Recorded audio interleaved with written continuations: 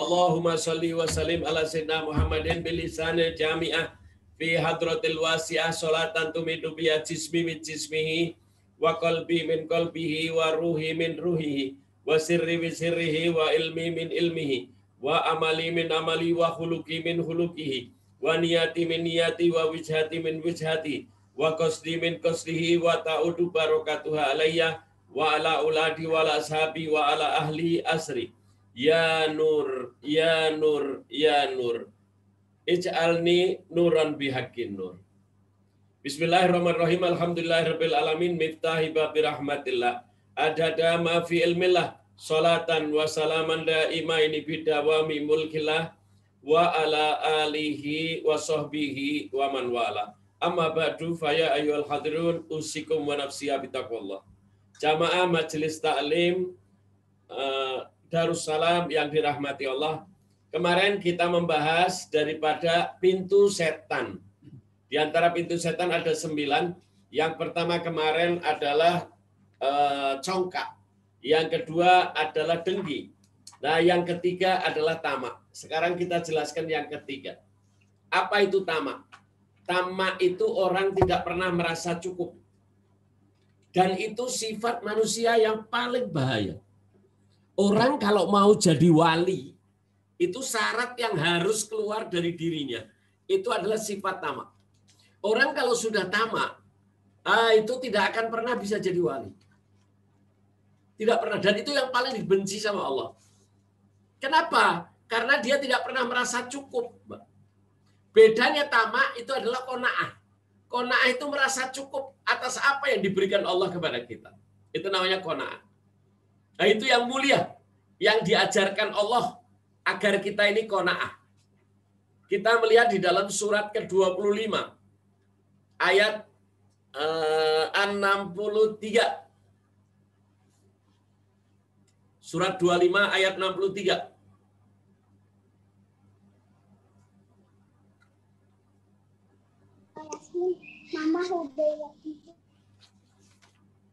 Siapa yang mau baca?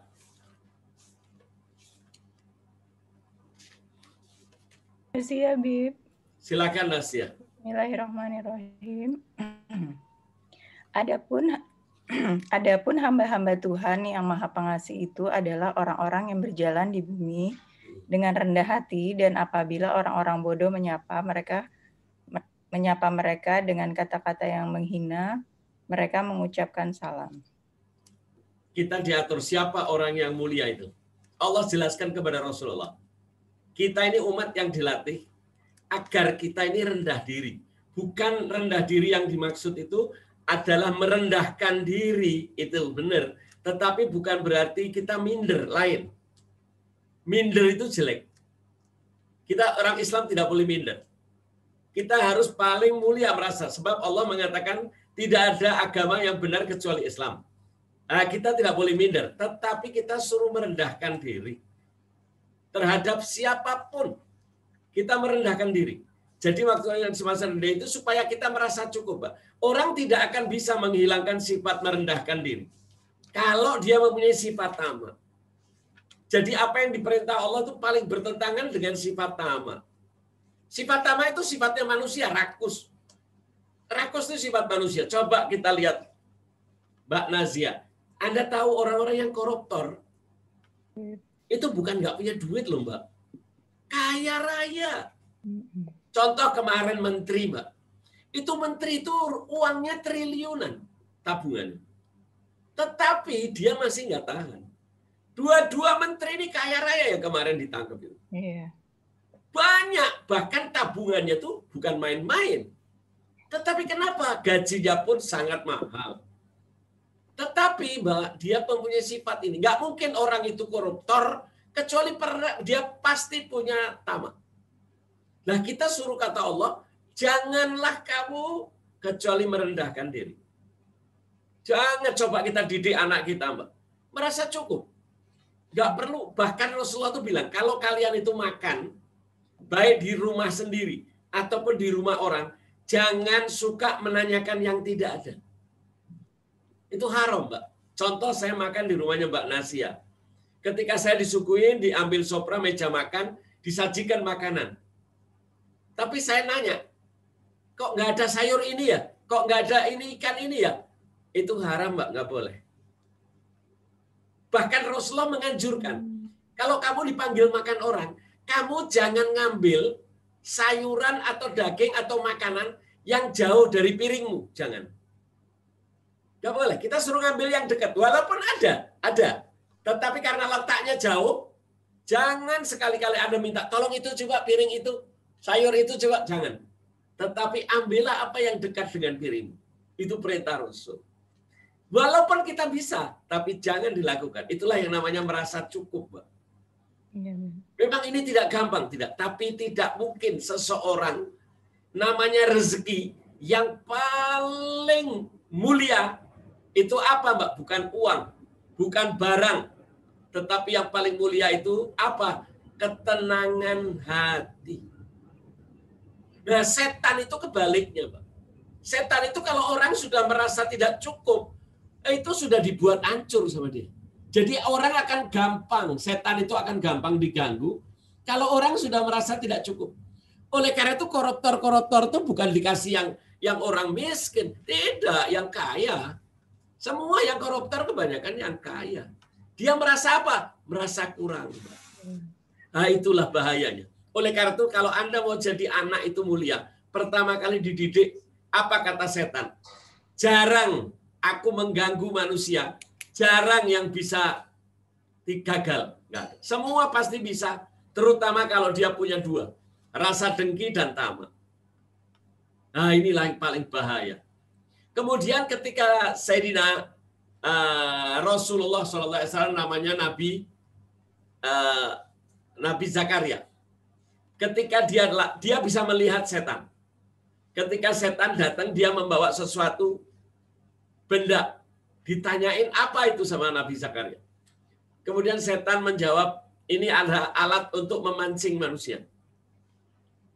Apa itu alat? Agar manusia gampang mudah aku celakakan. Kemudian apa itu supaya gampang dicelakakan?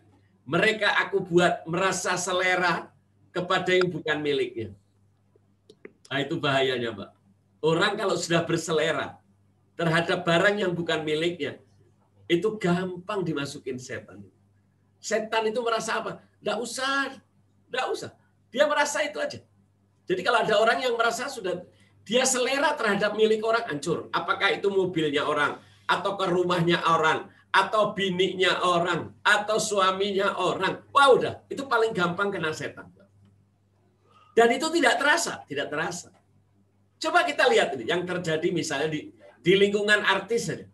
Itu kalau artis itu sudah ada selera dengan lakinya yang bukan miliknya, wah udah, dia nggak merasa risih, nggak merasa tidak. Karena kuncinya apa? Masih mempunyai rasa tidak cukup dengan apa yang dia miliki. Kalau gitu Rasulullah didiklah anakmu dengan qanaah. Yaitu apa? Merasa cukup dengan apa yang diberikan Allah. Apa hasilnya ya Rasulullah? Itulah orang-orang yang akan dipilih oleh Allah. Sebab kalau orang itu sudah tidak merasa cukup, nggak mungkin dia jadi wali. Nggak mungkin. Oleh karena itu namanya seorang yang wali, itu dia harus mencintai orang lain daripada dirinya. Siapa orang yang beriman ya Rasulullah? Yaitu orang yang lebih mengutamakan orang lain daripada dirinya. Lah kalau kita sudah merasa kurang terus, mana mungkin? Lah itulah bahayanya. Kita bisa melihat, bayangkan ada orang cakep, baik, cantik. Lombok dia mau cari istilahnya orang yang masih berondong, segudang. Tapi aneh, mereka lebih menginginkan suami orang. Akhirnya dia apa? Menjadikan dirinya pelakor. Lah kan sayang. Kenapa hal itu dia? Karena dia merasa kurang. Dia nggak pede. Kalau orang ngomong sekarang itu artinya nggak pede. Padahal dia cukup, apa yang kurang. Tetapi karena dia merasa memiliki sifat yang tidak merasa cukup, maka setan melihat inilah peluang. Oleh karena itu kalau orang itu sudah tidak merasa cukup dengan apa yang dia miliki, nggak mungkin dia matinya dalam keadaan baik. Nggak mungkin. Itu yang paling berat. Merasanya kurang aja. Kita pergi ke rumah orang. Ya Allah, rumahnya enak ya. Aneh kan? Dan itu semua hampir punya. Kita naik mobilnya orang. Ya Allah, mobilnya enak ya. Kok saya punya mobil kayak gini tapi kok nggak seenak ini ya? Ya Allah, rumah tangganya enak betul. Rumah tangga saya kok nggak seperti itu ya? Ini bahaya, bahaya sekali. Tidak pernah merasa cukup. Kurang aja. Allah beri apa saja. Apa dikatakan oleh Rasulullah? Mereka itu seperti minum air laut. Semakin dia minum, semakin dia haus. Nah, tetapi orang yang merasa cukup itu berarti apa? Dia tidak usah ditanya lagi. Dia pasti meridhoi apa yang diberikan Allah. Pasti dia merasa ridho. Karena merasa cukup. Nah, kalau orang itu sudah merasa ridho, apa yang akan diberikan sama Allah? Apapun yang dia minta. Coba kita lihat surat 9 ayat 100. Kita mengenal orang-orang muhajirin dan ansor. Orang-orang muhajirin itu miskin, Pak. Rumahnya ditinggal, hartanya ditinggal. Untuk memenuhi perintah Allah hijrah. Itu orang muhajirin. Orang ansor, daerahnya daerah waktu itu Gersang. Itu dulu daerah namanya di tempat Madinah itu namanya Yathrib. Yathrib itu artinya tempat penyakit, Pak. Orang dulu kalau tinggal di Madinah itu pasti sakit. Sehingga jarang orang yang mau tinggal di sana. Kemudian setelah datangnya Rasulullah berdoa agar Madinah diberikan kebaikan 2 kali dari apa yang diberikan Allah kepada kota Madinah. Kota Makkah. Akhirnya Madinah jadi tempat tinggal orang. Dulu jarang yang mau tinggal. Miskin semua, iya. Tetapi dengan kemiskinan itu kedatangan orang muhajirin, apa yang terjadi? Seluruh hartanya dibagi 2. Kata Allah di dalam Al-Quran, walaupun dia itu miskin, tetapi dia lebih mengutamakan orang-orang Muslim daripada di luar dia. Walaupun kata Allah, dia sendiri membutuhkan, tetapi dia lebih mengutamakan orang lain. Itulah hebatnya orang Ansor. Sehingga dia disebut sebagai orang-orang yang merasa cukup walaupun mereka tidak punya apa-apa. Kita baca dulu. Kenapa? Mereka orang muhajirin dan Ansor ini sebelum mati, Pak. Sebelum mati mereka masih hidup, ayat Quran diturunin. Dan Allah sudah ngasih tahu, kalau mau tahu penghuni surga itu seperti siapa? Orang-orang muhajirin seperti orang-orang Ansor. Bahkan siapa yang mau seperti dia, aku masukkan dia ke dalam surga. Allahu Akbar. Kita lihat surat 9 ayat 100. Saya Bib ya. Silakan Mbak Nis. Auzubillahi minasyaitonirrajim. Bismillahirrahmanirrahim. Dan orang-orang yang terdahulu lagi yang pertama-tama masuk Islam di antara orang-orang muhajirin dan ansor. Dan orang-orang yang mengikuti mereka dengan baik. Betul. Allah ridho kepada mereka dan mereka pun ridho kepada Allah. Allah menyediakan bagi mereka surga-surga yang mengalir di bawahnya sungai-sungai. Mereka kekal di dalamnya selama-lamanya. Itulah kemenangan yang agung. Ini ayat turun sebelum mereka meninggal. Baru Rasulullah datang, kemudian Allah turunkan ini. Untuk memberi pujian siapa contoh yang benar. Mereka dalam keadaan miskin, tetapi mereka merasa cukup. Mereka mengutamakan orang lain. Mereka mengutamakan tamu daripada dirinya. Itulah yang disebut namanya orang beriman. Dan itu diikuti oleh siapa? Orang muhajirin dan orang ansor. Bahkan Allah dulu, Mbak. Harusnya kan kita dulu yang ridho. Tetapi Allah mengatakan, aku ridho kepadanya. Mereka pun ridho kepadaku. Allah yang menilai. Sehingga mereka aku siapkan surga yang kekal di dalamnya. Sehingga balasannya apa? Tidak ada orang muhajirin, tidak ada orang ansor, sebelum meninggal Allah jadikan mereka kaya semua. Hebat, itu balasan Allah. Bahkan Allah tadi kan bilang, bukan hanya muhajirin, bukan hanya ansor, tapi siapa yang mau mengikuti mereka. Jadi kita masih ada peluang. Peluang kita apa? Jangan tamak. Yang ada kita bagi. Kalau kita tidak dikasih, kita sabar. Tapi kalau kita dikasih, itu dibagi. Itulah sifat manusia yang termulia. Tapi kalau orang lain kan maaf ya, orang lain itu bilangnya apa? Ya kalau saya dikasih nikmat oleh Allah, ya saya bersyukur. Kalau nggak dikasih, ya sabar. Oh itu salah. Itu binatang-binatang itu semua kayak gitu. Anjing itu kalau dikasih makan majikannya, oh dia seneng, ekornya dikibas-kibasin. Tetapi kalau nggak dikasih, dia nunggu. Anjing itu sabar. Berarti itu bukan sifat manusia yang benar. Anjing aja udah begitu. Lah kita tidak boleh begitu. Kita ini kalau tidak dikasih kenikmatan, justru kalau dikasih kenikmatan itu kita bagi. Tapi kalau tidak dikasih kenikmatan, ya kita sabar. Nah, itu beda dengan anjing, kata Allah di dalam Al-Quran. Allah beri contoh. Itulah tadi yang kita baca ayatnya. Oleh karena itu mari kita jadilah apa? Merasa cukup. Maaf ya, kalau kita sekarang naik mobil kita AC-nya benar, mesinnya benar, jalannya benar, ya sudah cukup. Nggak perlu kita beli merek. Nggak perlu. Yang penting buat kita apa? Jadi transport dan transportnya nggak ganggu. Tetapi kalau orang yang tidak merasa cukup, dia membutuhkan, oh mereknya harus ini, harganya harus mahal. Coba kita lihat, apakah Mbak Nur nggak bisa istilahnya, ataukah semua teman-teman kita Darussalam, oh semua bisa beli namanya Hermes. Bisa, bisa. Tetapi kenapa kita pakai tas yang dari pandan? Kita pakai tas yang dari plastik. Kenapa? Kita merasa cukup. Buat apa? Apakah kita terus gengsi? Oh, merasa kurang. Orang lain lihat punya apa lagi? Oh, kita kepingin. Tidak. Itulah yang nikmatnya. Kenapa? Yang disebut Darussalam. Pintunya keselamatan. Kenapa? Kita berharap di antara kita semua merasa cukup. Allah bilang, kalau kamu merasa cukup, aku tambah. Tetapi justru orang yang seperti kata Rasulullah, mereka melihat harta itu seperti fata morgana. Dia kejar, dia kejar, dia kejar. Itu setan paling suka. Setan paling suka. Bahkan nanti kalau dia milik, setelah dikejar-dikejar, dia milik. Setelah dia milik, dia selesai. Dia kepingin memiliki orang lain. Itu bedanya antara nafsu dengan godaan setan. Nafsu itu lebih berat, Pak.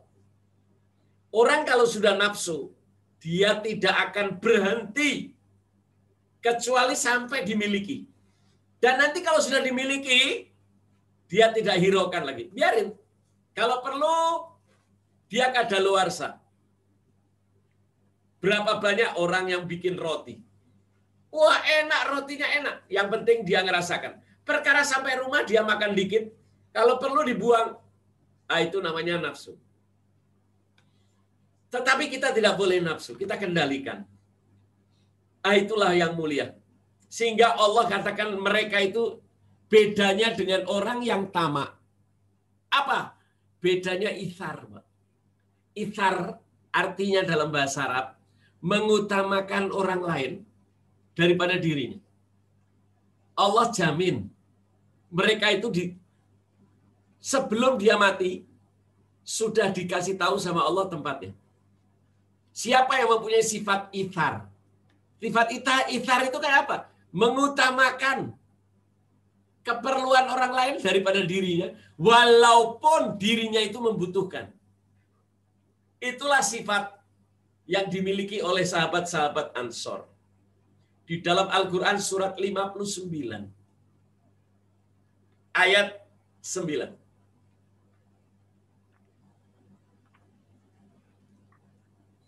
Mbak Asti, mau baca apa tidak dia? Ya, Bib. Silakan, Mbak.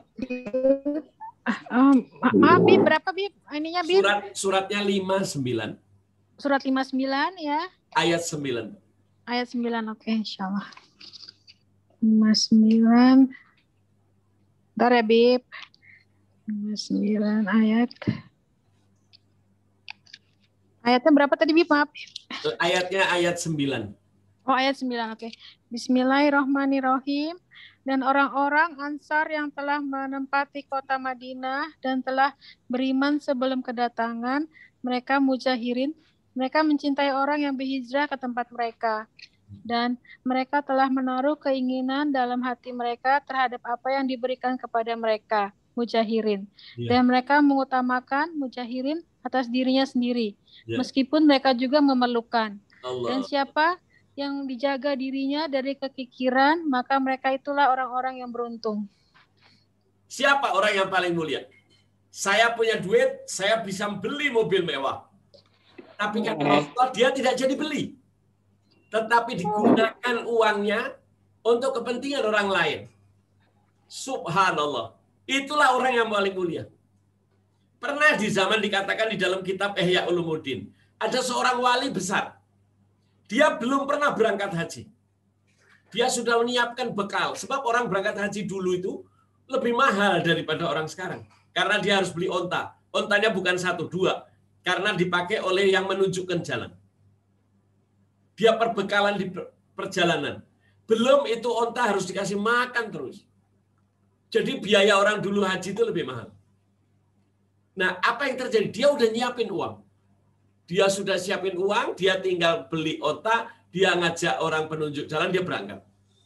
Sudah siap-siap mau berangkat. Ya, ternyata dia melihat ada seorang wanita yang mengorek-ngorek tempat sampah. Kemudian ada anjing di sebelahnya. Anjing itu menggonggong. Kemudian orang ulama ini melihatkan aja, orang alim ini ngeliatin aja. Kemudian orang yang miskin tadi, wanita tadi, mengatakan apa?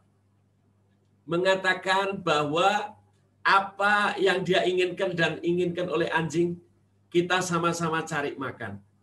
Yang penting kita tidak saling mengganggu. Setelah itu ini perempuan diikuti oleh seorang ulama tadi. Kemudian ulama ini punya istri. Istrinya sedang hamil. Istrinya ngidam.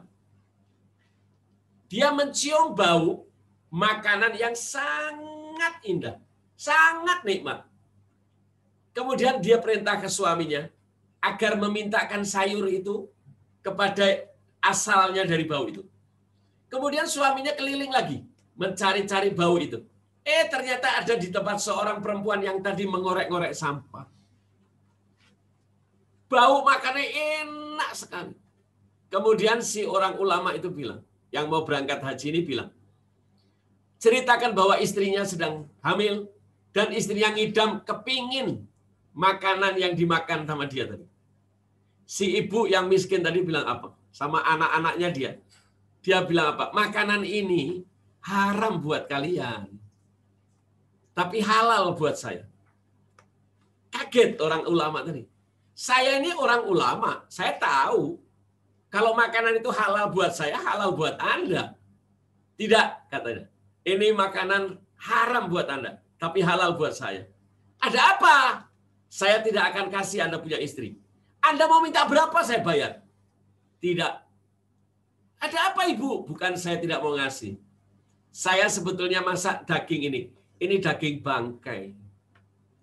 Saya nggak punya uang dan saya miskin. Saya tidak bisa hidup kecuali dengan ini. Sedangkan Allah bilang kalau orang sudah kepepet, boleh, walaupun bangkai pun boleh dimakan. Babi saja boleh dimakan. Sehingga kalau ini saya kasihkan Anda, itu Anda haram. Kaget si orang ini. Akhirnya ngasih tahu kepada istrinya. Setelah memberitahu pada istrinya pun bilang kesian orang itu. Kemudian suaminya punya inisiatif, duit yang mau diberangkat haji, yang mau diberangkat untuk berangkat haji itu, diserahkan kepada ibu tadi. Sehingga ibu itu tidak makan bangkai lagi. Menghindarkan. Ya, menghindarkan tidak makan bangkai. Padahal dia harus berangkat. Haji kan wajib. Ya. Tapi uangnya dia serahkan pada itu. Jadi dia bisa berangkat, tetapi dia serahkan kepada orang yang lebih membutuhkan. Setelah itu dia pulang, Mbak. Setelah pulang ada utusan dari Mekah. Ada mufti Mekah zaman itu. Dia dimimpikan oleh Rasulullah. Bahwa mintalah doa. Minta doa kepada siapa? Kalau kalian mau hajinya mabrur, mintalah doa kepada si A. Yang orang mau berangkat haji nggak jadi. Loh, padahal mereka pada haji. Siapa yang mau hajinya mabrur? Minta doa sama itu orang. Akhirnya ada utusan datang. Utusan datang menanyakan, apakah si fulan alamatnya benar? Oh iya, apakah dia namanya ini? Betul. Kenapa? Diceritakan saya mimpi Rasulullah. Bahkan semua ini tidak diterima kecuali doa dari Anda. Loh, saya ini nggak jadi berangkat haji. Terus dia ceritakan uangnya dia berikan pada orang miskin itu. Bahkan dikatakan Rasulullah memuji hajimu. Kamu sudah dihitung haji dan hajimu adalah haji yang terbaik. Kenapa? Karena kita mengutamakan orang lain daripada diri kita sendiri. Ini saudara-saudara Majelis Taklim Darussalam. Tapi selama ini kita salah. Boro-boro kita mengutamakan orang miskin. Punya orang miskin aja dimakan. Sumbangan sosial, bansos, bantuan sosial. Yang harusnya untuk orang miskin aja diambil. Kenapa? Mereka tamak. Apakah yang mengambil orang miskin? Justru orang kaya. Tetapi hatinya dia tidak memiliki namanya ithar. Mengutamakan orang lain. Tapi justru dia menginginkan milik orang lain. Tadi di dalam ayatnya tadi Allah puji. Siapa? Yaitu orang yang mengutamakan orang lain walaupun orang Ansor itu butuh, Mbak. Ini ayat turunnya dari mana? Boleh disebut namanya asbabul wurud. Asbabul wurud itu sebab turunnya ayat. Apa sebab turunnya ayat ini? Yaitu ketika Rasulullah di Madinah menerima utusan. Jadi ada utusan-utusan dari daerah datang untuk menghadap Rasulullah dan mau mengucapkan syahadat. Mereka tamu. Jumlahnya ada berapa? Ada 7 orang. Nah, ada 7 orang datang dari luar kota, dari negara lain, mengucapkan kepada Rasulullah dia masuk Islam. Berarti menjadi tamunya Rasulullah. Kemudian Rasulullah bilang sama istri, hai Aisyah, tolong sampaikan sama istri-istriku. Apakah ada di antara mereka yang mempunyai makan malam ini? Maka Aisyah tidak lama memberi kabar bahwa seluruh istrinya nggak ada yang punya makan. Bahkan dari pagi mereka dapurnya tidak ada yang ngepul. Maksudnya tidak masak. Rasulullah senyum aja. Udah tutup. Kordennya ditutup. Setelah korden ditutup Rasulullah mengatakan, aku kedatangan tamu. Mereka adalah tamuku. Siapa yang bisa menjamu? Tamunya jumlahnya 7. Maka satu orang angkat tangan. Saya ya Rasulullah. Saya punya persediaan makanan tapi untuk 2 orang. Oke, kalau gitu 2 orang ini ikut kamu. Ada yang ngacung lagi. Ya Rasulullah saya. Berapa orang kamu? 3. Silakan. Ini tinggal 2. Siapa yang mau bantu lagi tamuku? Ada seorang yang 1. Ya Rasulullah saya hanya punya makanan 1. Karena Allah sendiri bilang mereka miskin. Kemudian 1 ini diambil. Tinggal satu-satunya. Nggak ada lagi yang punya makanan. Mereka tahu di rumahnya nggak ada makanan. Tetapi ada seorang yang soleh. Yang sayang kepada Rasulullah. Mereka mau ngangkat tangan itu ragu-ragu sama Rasulullah. Mau ngangkat nggak jadi. Ngangkat tangan nggak jadi. Akhirnya dia paksakan. Saya ya Rasulullah yang 1 ini. Rasulullah tersenyum. Kemudian menyampaikan kepada mereka. Nanti kalau mereka sudah makan sarapan pagi sahur, ajak dia ke masjid. Aku menunggu dia untuk sholat di masjidku. Siap. Mereka berangkat. Oleh Allah diceritakan melalui diberitahu Rasulullah. Yaitu hadis yang menceritakan mengenai yang 1 terakhir. Yang lainnya tidak diceritakan. Nah yang 1 terakhir tadi, yang dia ragu-ragu, ya enggak. Sampai dekat rumahnya, dia kedengaran istrinya lagi masak. Istrinya lagi masak. Wah, berarti ada makanan. Oh, dia senang. Senang sekali. Nah, kemudian tamunya diajak sebab ruangan orang dulu itu cuman ruang depan sama belakang itu jadi 1. Karena rumahnya kecil-kecil. Jadi ya ruangan, ya tempat tamu, ya tempat tidur, ya tempat dapur, semua itu jadi 1 kotak. Dulu nggak ada yang ruangan itu dibagi-bagi. Nggak ada. Sehingga dia bisa dilihat istrinya lagi masak. Dan di pangkuan istrinya ada seorang anak yang tertidur. Kemudian suaminya bilang, setelah tamunya disuruh duduk, dia datangi istrinya. Hai istriku, siapkan makanan untuk tamunya Rasulullah. Dia bilang, saya nggak punya makanan. Sampai anak kita tadi mau minta. Tetapi saya hanya punya makanan 1 genggam. Ya Allah, kalau dimasukkan istilahnya roti itu hanya 1 genggam. Nggak ada lagi makanan, nggak ada. Dan itu tadi untuk kamu. Bukan untuk aku. Aku lebih baik puasa, tidak apa-apa. Loh, kenapa anak kita tidur? Iya, tadi anak kita mau minta roti itu, tapi aku tolak. Sambil aku minta, nak, sabar. Aku pura-pura menggoreng batu. Yang aku goreng ini batu.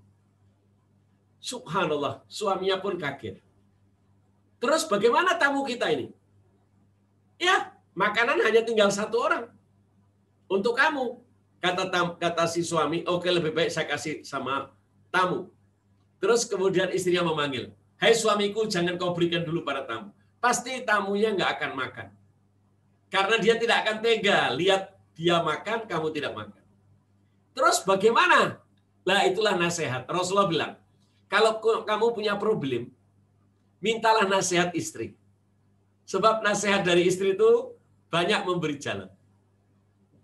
Akhirnya suaminya bilang, gimana menurut pendapat Anda? Gimana caranya seperti ini orang makan? Oke, kalau gitu nanti kamu duduk, kamu membawa lampu. Nah, sebab dulu penerangannya pakai teplok. Lampu teplok itu apa ya? Artu pakai sendir yang pakai minyak itu.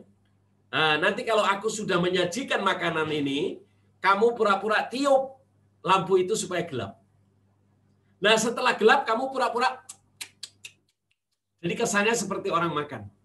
Nah, sambil ini piring 1 ini, rotinya tinggal 1 ini kita kasihkan dia. Sehingga nanti dia makan. Wah, kata suaminya, ya idenya bagus betul. Benar, dibawa roti itu sama suaminya diserahkan kepada tamunya, terus lampu yang teplok itu supaya gelap ditiup. Akhirnya apa? Sambil dia kecap-kecap. Ayo makan, ayo makan. Padahal dia tidak makan. Akhirnya tamunya itu makan. Setelah makan dia tidur, sebelum adzan subuh, maka dibangunkan untuk berangkat ke masjid. Sampai di pintu masjid, tamu-tamu yang lain sudah datang. Kecuali 1 ini yang terakhir. Rasulullah nunggunya di pintu depan. Apa yang terjadi? Rasulullah memuji-muji. Rasulullah tersenyum sampai lebar sekali. Senyumnya, senang sekali. Begitu datang apa? Selamat datang hai penghuni surga. Selamat datang hai penghuni surga. Ada apa ya Rasulullah? Kamu tidak usah ceritakan. Tetapi malaikat telah diberitahu sama Allah untuk menyampaikan kepadaku. Bahwa Allah tersenyum melihat perbuatanmu dan perbuatan istrimu. Yang meniup lampu. Itu orangnya pun diam menunduk malu. Jangan kamu malu. Allah telah menyiapkan surga bagimu. Karena kamu lebih mengutamakan orang lain daripada dirimu. Para hadirin jamaah yang dirahmati Allah. Itu kenapa orang Muhajirin dan Ansor itu diberi gelar sebelum mereka mati, mereka sudah dikasih tahu di mana dia akan masuk surga. Yang kekal di dalamnya. Kenapa sifatnya? Karena sifatnya lebih mengutamakan orang lain pada diri sendiri. Itulah orang yang melawan kalimat tamak. Maaf, ini tamak itu sering saya ceritakan, Pak. Kalau kita dapat makanan, contoh misalnya, kita di dalam undangan. Kita dikasih namanya kotak makanan. Kalau kita dikasih, semua dikasih ya. Kita buka, contohnya misalnya dalam ada aqua, ada risol, ya, kemudian ada apalagi lemper. Semua sama ya namanya panitia, semua sama. Tetapi aneh, manusia itu pertama kali membuka makanannya. Tapi setelah dibuka, dia selalu melihat ke kiri dan melihat ke kanan. Kenapa? Dia merasa jangan sampai makanan yang dia makan itu berbeda dengan orang lain. Itu sifat manusia, Mbak. Siapapun orang itu. Harusnya kan kalau dia diberi makanan, ya dia buka miliknya, dia makan, selesai. Gak perlu lihat orang lain. Tetapi sifat manusia jarang yang bisa lolos dari sifat tamak. Itu bahaya. Dan orang kalau sudah tamak, Tidak ada tempat lain kecuali neraka. Kebalikan daripada ihtar. Oleh karena itu kalau Anda mau didik Anda punya anak, walaupun Anda orang kaya, betul, walaupun Anda orang kaya, tetapi jangan dididik bahwa dia ingin semangat terus mengejar itu yang namanya dunia. Walaupun dia punya harta yang kaya, tetapi merasa cukup. Apa saja yang diberikan Allah. Itulah sifat yang mulia. Tapi kalau tidak, maka setan paling mudah untuk mencelakakan orang itu. Orang kalau sudah inginkan barangnya orang, dia tidak akan pernah berhenti. Dia selalu mengejar sampai barang itu dapat. Bahkan dia apa yang paling celaka? Dia menginginkan kenikmatan yang diberikan Allah kepada orang itu berpindah kepadanya. Itu jahatnya orang kalau tamak. Kalau kita lihat ada rumah tangga orang lain itu baik. Wah, suaminya baik ya. Malah diganggu, Mbak. Gua ganggu aja deh suaminya. Habis suami gua nggak baik. Kok enak-enak. Dia tidak bisa nerima. Tamak. Akhirnya apa? Suami temannya pun diambil. Itu bahayanya yang namanya tamak ini. Dia tidak peduli lagi. Cara apapun dia, yang penting dia kesampaian. Kita melihat di dalam surat ke-7. Nabi Musa itu sudah diberi oleh Allah kenikmatan. Tetapi selalu Nabi Musa itu merasa kurang. Itu bahayanya bedanya dengan Rasulullah. Rasulullah itu tidak pernah meminta sesuatu kepada Allah. Yang dia minta hanya umatnya diselamatkan dari api neraka. Tapi namanya harta dunia. Bahkan ditawarin sama Allah. Ya Rasulullah, aku tak berikan kepadamu seluruh harta benda dunia untukmu. Bahkan gunung aku jadikan emas untukmu. Milikmu. Rasulullah mengatakan, ya Allah, aku cukup. Biarkan aku paling baik. Yaitu apa? Menjadi orang yang merasa cukup dari apa yang kau berikan. Aku ingin sehari makan dan sehari tidak. Bahkan ya Allah, jadikan aku miskin. Dudukkan aku bersama orang miskin. Bergaulkan aku dengan orang miskin. Matikan aku dalam keadaan miskin. Dan kumpulkan aku di surga bersama orang miskin. Itu doanya Rasulullah. Kenapa jangan sampai tergoda yang namanya tamak? Kita melihat surat ke-7. Ayat 143, 144. Suratnya ke-7. Al-A'raf. Siapa yang mau baca? Baca ya, Bib. Silakan, Mbak. Dan ketika Musa datang untuk munajat pada waktu yang telah kami tentukan dan Tuhan telah berfirman langsung kepadanya, Musa berkata, "Ya Tuhanku, tampakkanlah dirimu kepadaku agar aku dapat melihat Engkau." Allah berfirman, "Engkau tidak akan sanggup melihatku, namun lihatlah ke gunung itu. Jika ia tetap di tempatnya sebagai sedia kala, niscaya engkau dapat melihatku." Maka ketika Tuhannya menampakkan keagungannya kepada gunung itu hancur luluh dan Musa pun jatuh pingsan. Setelah Musa sadar, dia berkata, "Maha suci Engkau, aku bertobat kepada Engkau dan aku adalah orang yang pertama-tama beriman." Ya, apa yang terjadi, Pak? Itulah sifat tamak. Nah, kurang nikmat apa? Manusia bisa berbicara dengan Allah. Langsung. Nggak pakai melalui malaikat, enggak. Langsung. Berarti kan itu sudah kenikmatan. Tetapi Nabi Musa nggak merasa cukup. Dia kepingin melihat bagaimana wajah Allah. Bukan berarti tidak mungkin, Mbak, melihat wajah Allah di dunia. Mungkin, karena kalau nggak mungkin dia minta. Ataupun kalau dia minta, Allah menjawabnya tinggal, "Musa, kamu selama di dunia nggak bisa lihat aku." Tetapi mungkin orang bisa melihat Allah. Kalau nggak, jawabannya Allah apa? Boleh, kamu mau lihat aku. Tapi kamu nggak sanggup. Kenapa? Kalau kamu lihat gunung itu, kemuliaanku aku berikan pada gunung. Kalau kamu bisa melihat, maka kamu akan bisa melihat aku. Ternyata apa yang terjadi, meledak gunung itu. Nabi Musa terpelanting, tidak sadarkan beberapa hari. Ketika sadar, dia minta ampun sama Allah. Bahwa dia sudah kurang ajar sama Allah. Dia sudah diberi nikmat. Bisa berbicara sama Allah. Tetapi dia tamak. Dia kepingin sesuatu yang mulia, yaitu melihat wajah Allah. Padahal Allah tidak izinkan. Tetapi beda, Mbak, dengan Nabi kita Muhammad SAW. Rasulullah tidak pernah berdoa ingin melihat Allah. Tidak. Karena dia tahu Allah Maha Mulia.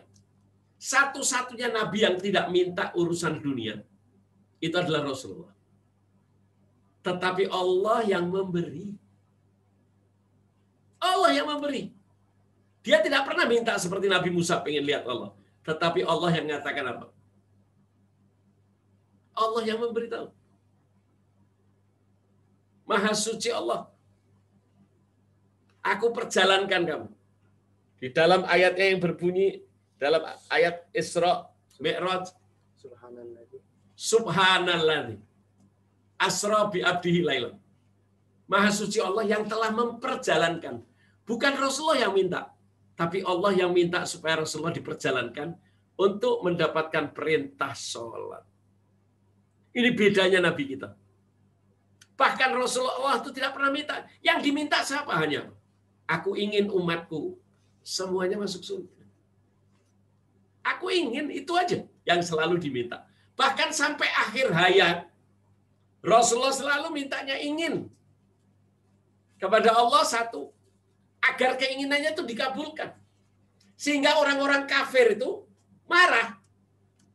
Hai Rasulullah, kamu mintanya aneh. Masa semua umatmu masuk surga? Kamu bakal ditinggalkan oleh Tuhanmu. Tuhanmu pasti benci sama kamu. Ternyata memang sudah setahun tidak turun ayat. Akhirnya apa? Orang-orang kafir itu sengaja mengolok-olok Rasulullah. Rasulullah ditinggalkan Tuhannya. Rasulullah ditinggalkan Tuhannya. Karena mintanya aneh-aneh. Akhirnya Allah yang balas. Rasulullahnya diam. Rasulullah itu dicaci maki tidak pernah membalas. Tetapi siapa? Allah langsung keluarkan ayat. Suratnya Wadduha. Allah bersumpah demi waktu duha. Allah bersumpah itu terhadap ciptaannya. Walaili idza saja, apabila malam-malam itu telah lewat. Ma wadda'aka rabbuka wa ma qala. Ya Rasulullah, sampaikan sama orang mereka itu, orang kafir, bahwa Tuhan tidak pernah meninggalkan kamu. Tidak, aku Allah tidak pernah meninggalkan kamu. Wah, Rasulullah senang sekali. Wadduha walid saja ma wadda'aka rabbuka wa ma walal akhiratu khairul laka minal ula. Sampaikan sama orang kafir bahwa tidak ada satupun orang Islam yang mati kecuali di kuburnya itu lebih nikmat daripada di dunia. Jadi setiap orang Islam itu matinya pasti lebih mulia. Sampaikan sama mereka. Walal akhirati, akhirat itu setelah mati, akhirati minal ula. Dia lebih baik kalau mati orang Islam itu. Kemudian apa diteruskan? Wadduha walaili saja ma wadda'aka rabbuka walal akhiratu khairul laka minal ula wala sawfa yu'tika rabbuka fatarham. Ya Rasulullah, apa yang kamu inginkan terhadap umatmu supaya mereka masuk surga semua, aku kabulkan. Subhanallah. Rasulullah tidak minta apa-apa, tidak. Yang diminta itu selalu satu, yaitu agar umatnya semuanya dimasukkan surga. Rasulullah tidak pernah memintakan umatnya untuk di dunia. Enggak. Karena Rasulullah tahu apa artinya nikmat di dunia itu. Hanya selewat. Siapa yang lebih enak makannya? Apakah orang kaya atau orang miskin? Belum tentu. Bahkan kadang-kadang orang miskin tuh makannya jauh lebih enak loh. Kalau kita lihat petani-petani itu dibawakan makanan oleh istrinya. Dia membawa air, membawa makanan. Makanannya apa? Sederhana. Nasi putih sama sambal, sama tahu bacem, sama tempe bacem. Dibawakan ke mana? Ke tempat pertanian ketika suaminya lagi bekerja. Itu subhanallah rasanya nikmat sekali. Duduk di tempat yang sederhana. Ya kan? Enak duduknya mereka sederhana. Mereka lepas baju. Tapi dia merasa nikmat. Hilangkan haus, menghilangkan lapar. Yang dibawa oleh istrinya, walaupun itu makanan sederhana, tapi jauh lebih nikmat. dibandingkan orang yang duduk di rumah makan. Rumah makan apa? Restoran bintang 7 hotelnya. Nggak tahu ada nggak bintang 7. Tetapi apa yang dirasakan belum tentu enak. Mungkin ada yang makan, oh lagi kena kolesterol. Oh ada yang makan lagi kena apa? Lagi kena makan ini nggak enak. Oh ada yang lagi kena COVID. Wah lidah saya nggak ada rasa. Jadi belum tentu. Kadang ada yang bilang diabetes, saya nggak boleh manis-manis. Jadi bukan jaminan. Tapi jaminan itu apa? Merasa cukup. Sebagaimana Rasulullah ditanya, ya Rasulullah aku akan bikinkan gunung emas. Gunung Uhud itu emas dan aku akan berikan gunung emas lagi, gunung emas lagi. Rasulullah mengatakan, aku tidak minta itu ya Rasulullah. Yang aku inginkan cuma satu. Aku ingin bersama umatku di surga. Akhirnya dikatakan apa? Wala sawfa yu'tika rabbuka fatardha. Aku akan berikan, mengabulkan doamu tadi. Dan aku ridho. Allah dulu yang ridho. Itu mbak yang merasa nikmat. Oleh karena itu kalau orang itu masih mempunyai rasa tamak, gak mungkin hidupnya itu bahagia. Sampai kapanpun tidak mungkin bahagia.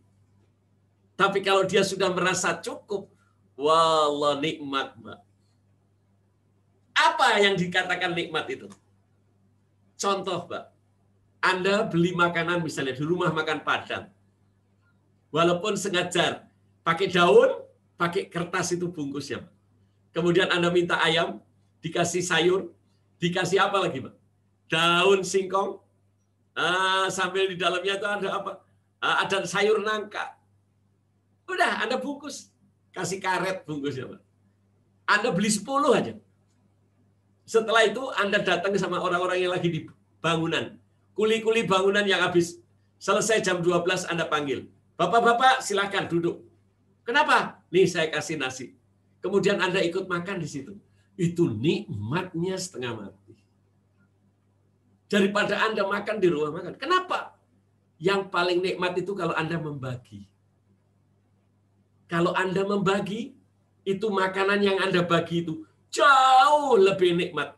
Kalau Anda makan sendiri, Anda contoh beli makanan sendiri di warung Padang, walaupun sama, tapi Anda makan sendiri di rumah, nggak enak. Tetapi kalau Anda sambil bagi sama orang-orang miskin itu, kuli-kuli bangunan itu yang makan, yang mereka semangat dengan tangan, rasanya jauh akan lebih nikmat. Itulah, Mbak, kita diajarkan oleh Rasulullah. Ketika Rasulullah SAW kedatangan tamu, Sayyidina Umar khalifah.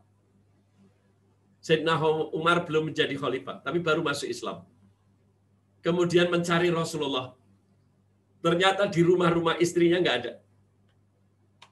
Ternyata Sayyidina Umar mendapati Rasulullah sedang ada di masjid, sedang tidur.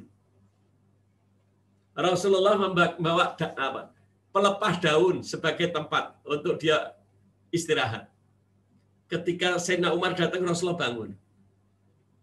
Kemudian Sayyidina Umar menangis. Rasulullah tanya, ada apa hai Umar?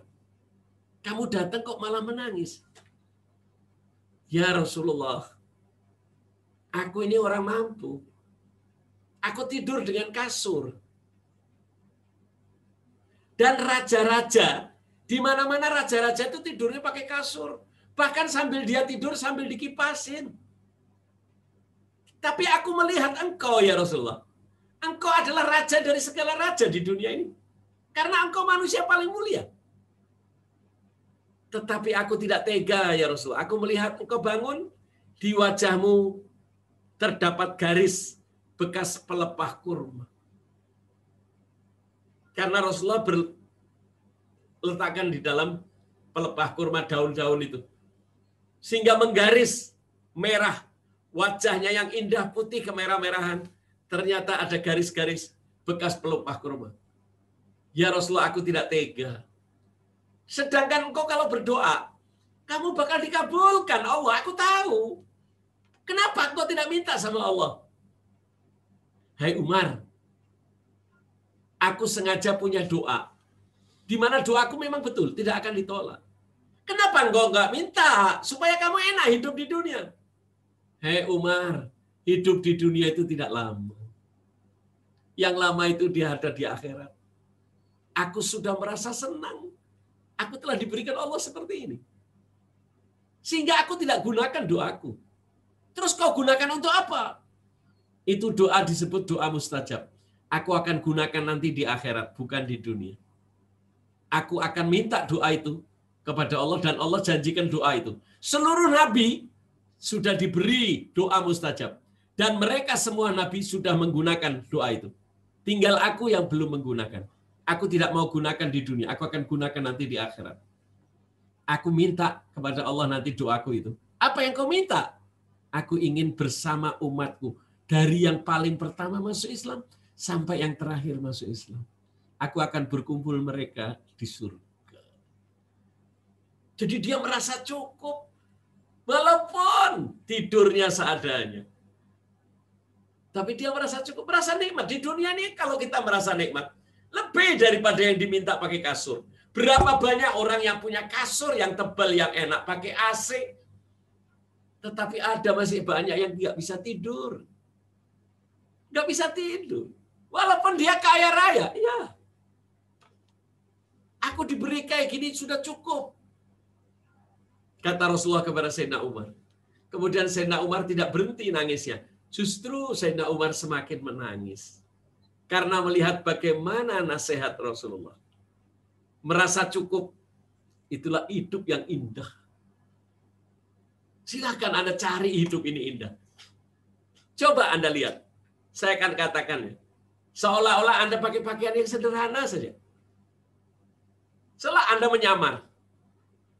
Kemudian ketika Anda membawa makanan, kalau perlu ke sekolahan. Setelah mereka pada pulang-pulang, kumpulkan guru-guru yang lapar itu. Kemudian Anda bagikan nasi padang tadi. Kemudian Anda cuci tangan bersama mereka. Kemudian Anda makan bersama mereka. Itu jauh lebih nikmat. Para hadirin jamaah yang dirahmati Allah. Termasuk tadi apa yang kita lihat mengenai bagaimana Nabi Musa. Dia sudah diberikan oleh Allah bisa bicara. Harusnya kan syukur. Nikmat yang besar itu. Tetapi tidak merasa cukup. Semua demikian. Demikian juga cerita Korun. Mereka mempunyai apa? Perbendaharaan dunia. Jadi kekayaan dunia itu yang paling besar itu Korun. Apa yang diminta oleh Korun? Dia meminta tambahan lagi emas. Minta lagi, minta lagi, minta lagi. Bahkan itu kunci perbendaharaannya. Kunci gudang emasnya itu diangkat kuncinya oleh 7 orang, kata Allah di dalam Al-Quran. Mereka mengangkat daripada apa yang ada di dalam diri Fir'aun itu. Kemuliaan yang besar. Dia tidak merasa cukup dengan emas yang telah diberikan oleh Allah. Merasa dia kurang. Sehingga dia minta sama Allah agar ditambah lagi, ditambah lagi, ditambah lagi. Padahal Allah sudah berikan nyaman. Yang pertama kali mengetahui emas itu siapa? Korun. Karena dia dijadikan oleh Allah ahli kimia. Ahli kimia sehingga bisa mengolah tanah. Menjadi apa? Menjadi emas. Itu sudah dilakukan oleh orang-orang terdahulu. Tetapi karena dia merasa kurang, maka celakalah Korun. Sebagaimana dikatakan Allah. Korun itu bukan orang yang anti Tuhan. Tidak, dia umatnya Nabi Musa. Umatnya Nabi Musa yang taat. Tetapi karena dia sudah memiliki harta, dia merasa kurang, merasa kurang, merasa kurang. Hati-hati. Itulah bayangkan orang yang kaya dan orang yang taat kepada Allah. Tetapi apa yang terjadi? Justru dia menjadi celaka. Kenapa dia celaka? Karena dia tidak merasa cukup. Padahal merasa cukup itu yang paling mulia dikatakan oleh Allah Subhanahu wa ta'ala. Itulah keberkahan yang diberikan oleh Allah di dalam keridhoannya. Itulah yang kenikmatan yang paling agung. Apa itu? Yaitu orang merasa cukup dari apa yang telah diberikan Allah kepada mereka. Itulah orang-orang yang diberi kemuliaan oleh Allah Subhanahu wa Ta'ala. Para hadirin jamaah yang dirahmati Allah, mari kita lihat, merasa cukup adalah sesuatu yang paling utama. Kita lihat dulu di dalam surat ke-22 ayat 36. Surat Al-Hajj. Dan unta-unta itu. Siapa yang mau baca? Surat 22 ayat 36.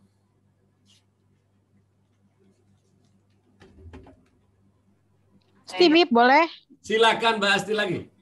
Ya. Bismillahirrahmanirrahim. Dan unta-unta itu bagi kami jadikan untukmu bagian dari syiar agama Allah.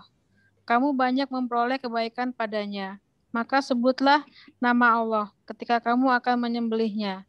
Dan dalam keadaan berdiri dan kaki-kaki telah terikat.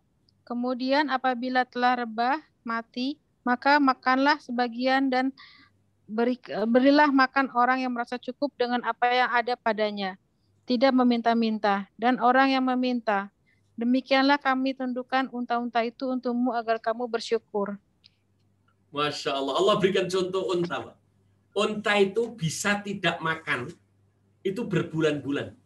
Nggak makan, nggak minum. Karena itu dijadikan kendaraan di padang pasir. Bahkan dia itu mempunyai tempat minum, itu yang bisa buat hidup. Istilahnya kalau sekarang tangki, tapi di dalam perutnya. Itu bisa buat hidup selama berapa bulan. Dan unta itu paling mahalnya kendaraan. Tetapi Allah pesan kalau Anda menyembelih, jangan lupa bagi sama orang-orang yang tidak minta-minta. Dia miskin, tapi dia menjaga kemuliaan dirinya. Sebab orang yang minta itu, orang yang paling celaka. Bahkan nanti wajahnya itu paling hancur duluan ketika mati. Tetapi Allah pesan di dalam Al-Quran. Siapa orang yang tidak memiliki sesuatu, kekurangan maksudnya, tetapi dia tidak minta-minta. Kalau kamu beri dia, maka pahalamu aku lipat gandakan. Itulah orang yang mulia. Dia kurang, iya, tapi tidak pernah kepingin minta punya orang. Merasa cukup. Itulah Mbak, mulia yang semulianya. Siapa itu ya Allah? Yaitu orang yang tidak memiliki. Tetapi dia menjaga gengsi. Dia tidak mau minta-minta. Dan dia bahkan nampaknya seperti orang kaya. Kalau kamu ketemu itu, sedekahlah kepadanya. Pahalanya aku lipat gandakan, lipat-lipat ganda. Itu di dalam Al-Quran. Jadi sedekah yang paling mulia kepada orang yang tidak minta-minta justru. Kalau ada orang minta-minta, Anda kasih, oh itu bagus. Tetapi kalau ada orang yang tidak minta-minta, tetapi kita tahu bahwa dia itu sedang butuh, berikanlah kepadanya. Itulah sedekah yang paling tinggi nilainya. Dikatakan oleh Allah. Kemudian siapa yang tidak minta-minta lagi? Mari kita lihat. Surat 33. Ayat 39.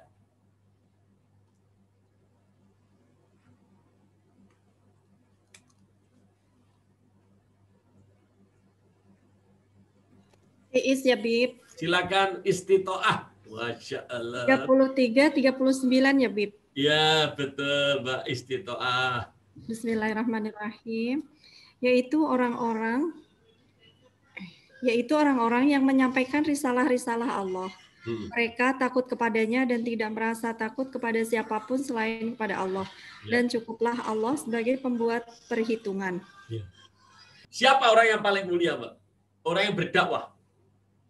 Ustadz kiai itu paling bagus. Tetapi apa? Ustadz dan kiai yang tidak membutuhkan orang lain. Merasa cukup.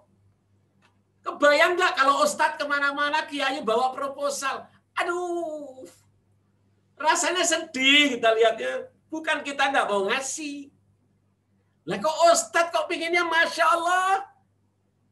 Pakai jamnya mereknya apa? Masya Allah terkenal. Wah pakaiannya mahal. Kendaraannya sangat. Apakah ini yang disuruh? Tidak. Kalau miliknya dia milik, oh dia beli sendiri. Boleh, Islam nggak ngelarang. Tapi dia minta-minta. Tapi penampilannya kaya. Ya, kehidupannya merasa, lah ini yang nggak beres. Tapi siapa yang mulia? Dia merasa cukup dengan Allah. Merasa qanaah dengan Allah. Dia merasa cukup dan dia takut kepada siapapun. Yang dia takuti hanya kepada Allah. Dan dia cukuplah Allah sebagai pembuat perhitungan. Nanti ustadz yang demikian nanti akan dihitung oleh Allah. Bahaya. Kemana-kemari membawa proposal. Celaka dia. Berarti dia tidak merasa, tidak memberi contoh. Kenapa tidak merasa cukup? Kenapa masih pingin bantuan orang? Oh, kalau siapa yang mau hebat, silakan titipkan saya. Enggak usah. Anda silakan berlaku untuk seorang pendakwah. Juru dakwah itu silakan dia tuh. Kalau ada orang yang mau ikut, biarin. Silakan terima. Jangan sombong, jangan. Tetapi yang celaka, mereka seorang ustadz, seorang juru dakwah, tapi tidak merasa cukup dengan apa yang diberikan Allah. Lihat muridnya, lihat yang dia didik. Oh, memiliki harta yang mulia. Oh, senang. Loh, kenapa kau punya murid yang kaya? Senang. Nanti kalau saya kekurangan, saya tinggal minta sama murid. Salah itu. Celaka. Kalau kita lihat ada orang yang lebih mampu daripada gurunya, justru dia arahkan agar si murid itu memperoleh kedudukan mulia di sisi Allah. Tetapi kalau kita sebagai ustadz yang harusnya jadi contoh, ya ustadz kok isinya kurang melulu. Ini ustadz cap apa? Inilah ustadz yang celaka, dikatakan oleh Allah. Kita melihat lagi surat ke-80. Ya, ayat 5.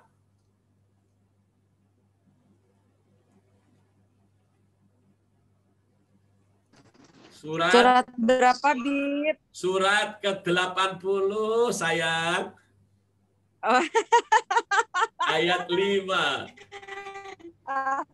Iya, Habib. Allah Surat ke-80 ayat 5. Adapun sebentar ya, Bib. Soalnya dari handphone nih, Bib. Bentar Siap. Nah, sebentar, Bib. Sabar ya. Iklan dulu. Iklan, sabar ya, Bib, sambil makan sukun. Ampun, nyindir ya. Itu artinya minta dikirimin, Bib. Ya, gue tahu juga. Iya. Ya. Sebentar, Bib. Surat 80. Surat 80 ayat. Iya, Bib, sabar.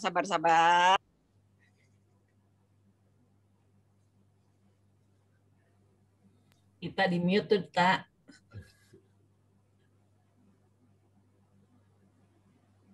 Anaknya Pak Masud ini memang macam-macam, Bo ya. Yusnita masih di mute. Kak. Ita, itu handphonenya di mute. Iya, Bib, sabar. Lagi cari. Auzubillahiminasyaitonirrajim. Bismillahirrahmanirrahim. Adapun orang yang merasa dirinya serba cukup, pembesar-pembesar Quraisy. Ya. Terus ayat selanjutnya? Maka engkau Muhammad memberi perhatian kepadanya. Ya. Kita harus ada perhatian. Lanjut. Terus cukup. Jadi kita ini kalau ada orang, Mbak, yang merasa cukup, justru itulah yang harus dibantu. Kita harus perhatikan dia, Mbak. Terutama Allah yang perintah. Carilah orang yang merasa cukup. Walaupun dia kekurangan. Tapi dia merasa cukup. Itu ditulis oleh Allah di Quran. Perhatikan ya Rasulullah. Kamu perhatikan dia. Tetapi orang yang merasa selalu kekurangan. Walaupun diberikan oleh Allah apa saja. Selalu merasa kurang. Celaka mereka itu. Oleh karena itu justru kalau kita lihat, oh ini orang lagi kesulitan.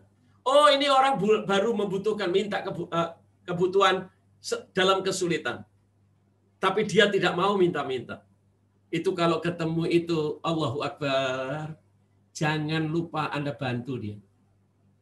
Nanti Allah akan mengangkat Anda setinggi-tingginya. Itulah orang yang dicintai oleh Allah. Sebagaimana orang-orang Ansor. Mereka sendiri, kata Allah tadi ayatnya, mereka sendiri sebetulnya butuh dengan sumbangan itu, dengan sedekah yang dia berikan itu, dia butuh. Tetapi dia mengutamakan orang lain. Subhanallah, tadi bayangkan, anaknya nangis sampai tidur, tidak makan. Istrinya nggak makan. Masih punya satu mangkok untuk satu orang makan. Diutamakan tamunya daripada dirinya. Sampai apa kata Rasulullah? Membuat Allah tersenyum. Apa kata Allah? Sampaikan ya Rasulullah, aku rindu dengan orang yang demikian. Masya Allah, kepingin kita ini dirindukan oleh Allah. Bagaimana kita tidak senang? Yang merindukan kita Allah. Bahkan kata Rasulullah apa? Surga, dia belum mati. Tapi surga sudah memanggil-manggil dia. Surga aja rindu sama orang yang demikian. Tetapi yang celaka, kita sudah memiliki, tapi kita masih kepingin lagi, masih kepingin lagi. Itulah yang dikatakan orang yang tidak pernah merasa cukup. Tapi sebaliknya kata Allah, orang-orang yang merasa cukup, aku bersama mereka. Allah bersama mereka, orang-orang Quraisy. Orang-orang Quraisy itu membantu Rasulullah. Apa saja yang dibutuhkan. Dia tidak pernah merasa selalu cukup. Allah perintah, ya Rasulullah, perhatikan mereka. Kemudian kita lihat lagi surat 92. Surat 92 Al-Lail. Surat Al-Lail ayat 8. Dan adapun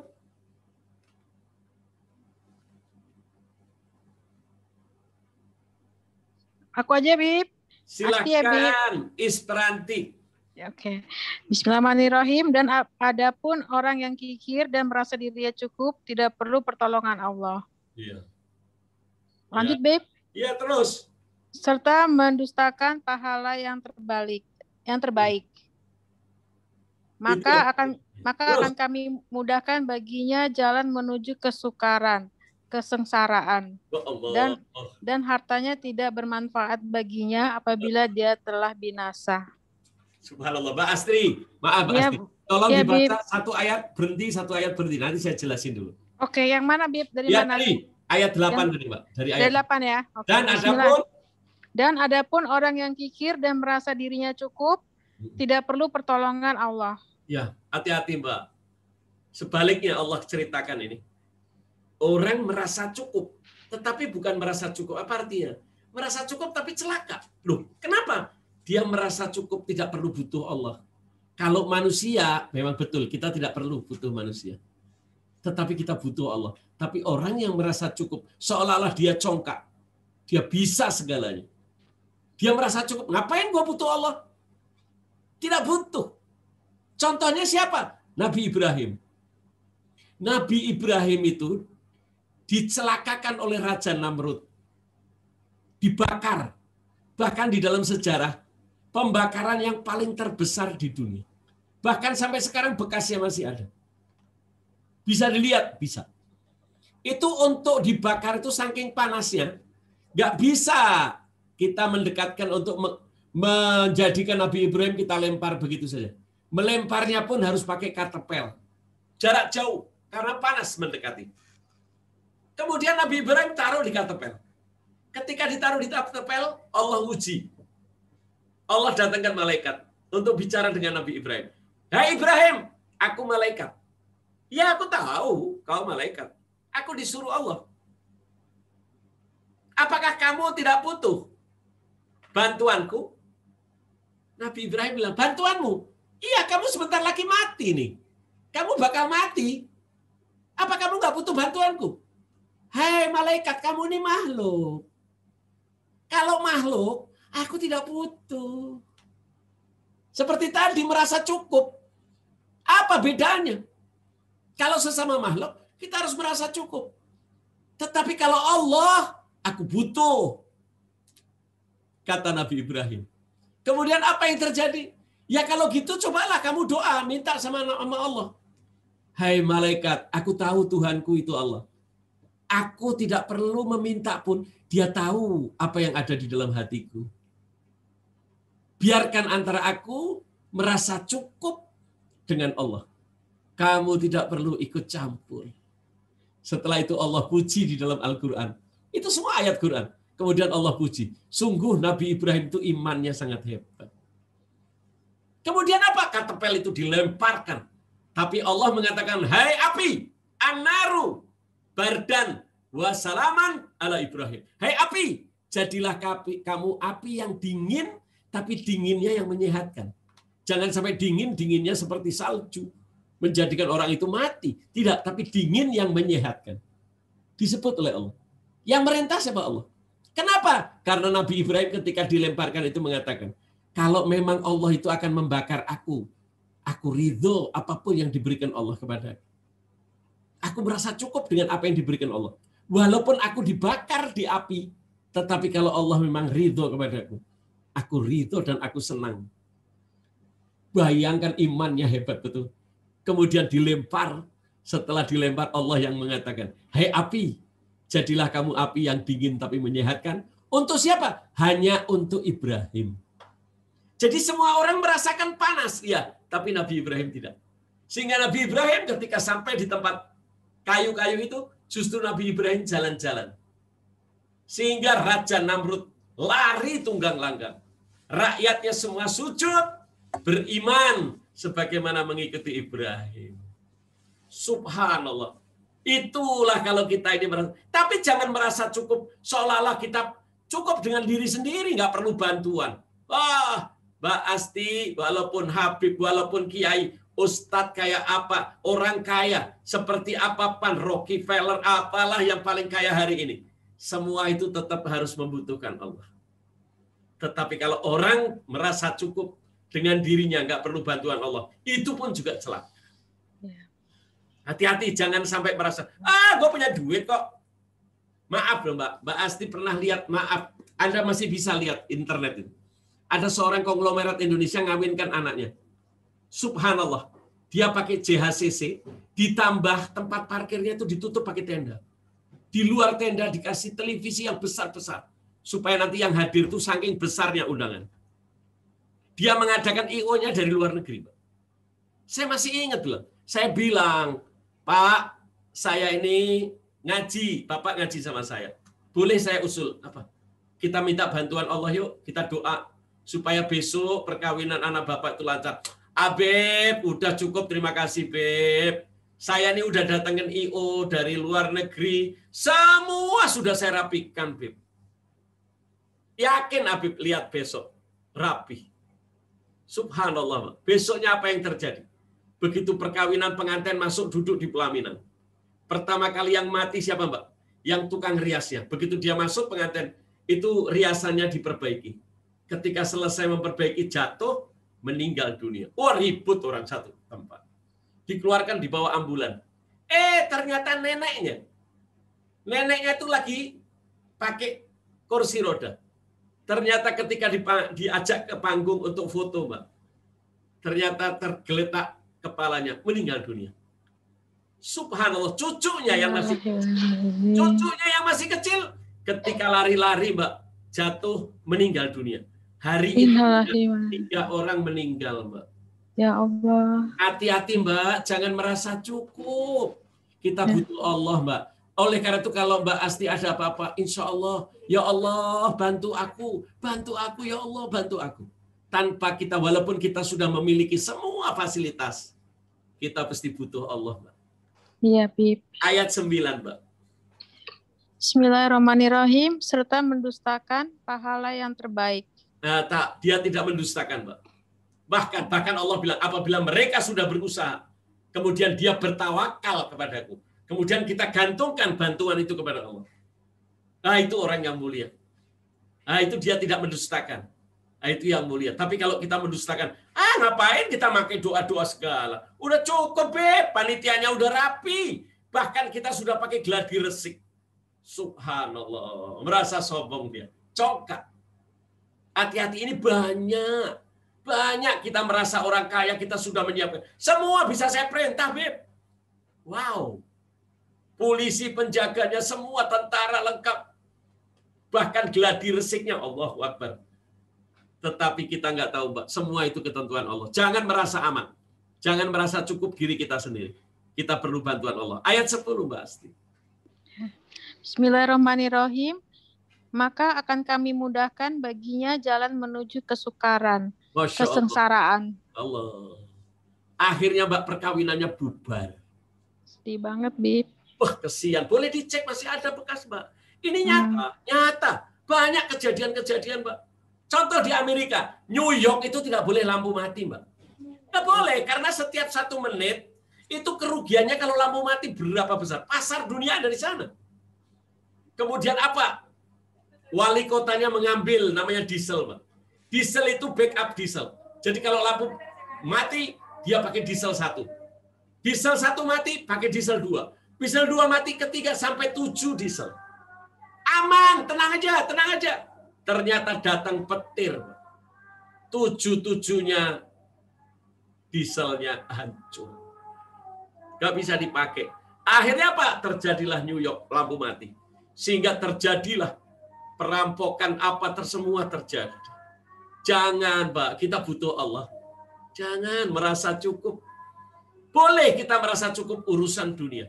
Seluruh untuk urusan makhluk. Saya nggak perlu bantuan makhluk. Nggak usah. Hidup itu semua kita sudah dicukupi Allah kok. Banyak orang-orang ustadz kiai. Bayangin bangun masjid. Minta-minta di pinggir jalan. Ini kan celaka. Kenapa dia tidak minta sama Allah? Nah itu dia tidak merasa cukup. Tapi kalau orang yang merasa cukup. Oh gua nggak perlu bantuan Allah. Oleh Allah jalannya, Mbak. Dimudahkan jalan ke neraka. Ayat selanjutnya, ayat 11. Bismillahirrahmanirrahim. Dan hartanya tidak bermanfaat baginya apabila dia telah binasa. Masya Allah, Mbak. Walaupun dia kaya raya, seluruh hartanya seperti Korun, bahkan kunci gudang kekayaannya jadi kuncinya diangkat 7 orang, Mbak. Tetapi setelah dia meninggal, itu hartanya tidak bermanfaat buat anak-anaknya, keluarganya. Oleh Allah hartanya semua dibalik, Mbak. Sampai ke dalam danau. Bahkan kalau sekarang Mbak Asti pergi ke Mesir, saya pernah ke sana. Kita pergi ke namanya danau Korun. Sampai ini hari, orang masih mencari-cari harta di dalam danau itu, Mbak. Tidak ada manfaatnya, tidak ada manfaat. Hati-hati, ini sebagai contoh. Oleh karena itu, jangan tamak. Kita merasa cukup terhadap manusia. Tapi kita butuh Allah. Terakhir saya tutup dengan surat ke-40. Ayat 60.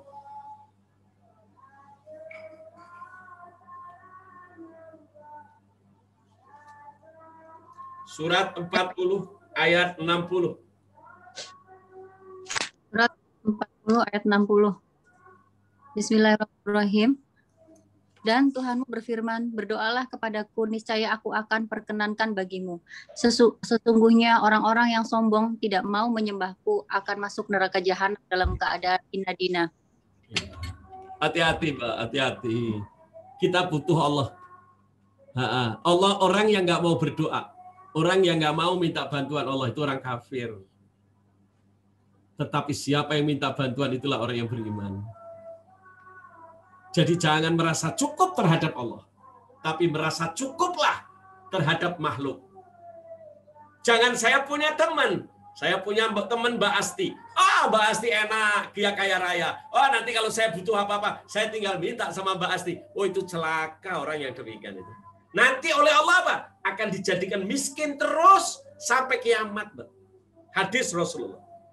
Orang yang sudah cukup tapi dia masih minta-minta, maka Allah akan jadikan dia miskin terus, kekurangan terus, sampai akhir hayat.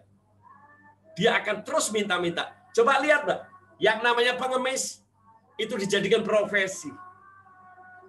Kalau sudah jadikan demikian, celaka dia. Tetapi yang paling baik, kita punya diberikan Allah. Merasa cukup, tapi tetap kita minta bantuan sama Allah. Kita berdoa sama Allah.